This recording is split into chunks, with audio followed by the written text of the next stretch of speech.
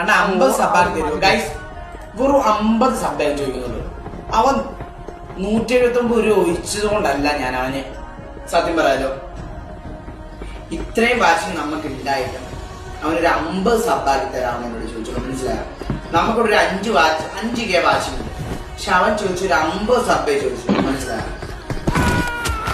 Super chat ചെയ്തതിന്റെ പേരല്ല, പക്ഷെ അത് നമുക്ക് അവന് കൊടുക്കാൻ പറ്റും. അവൻ അവൻ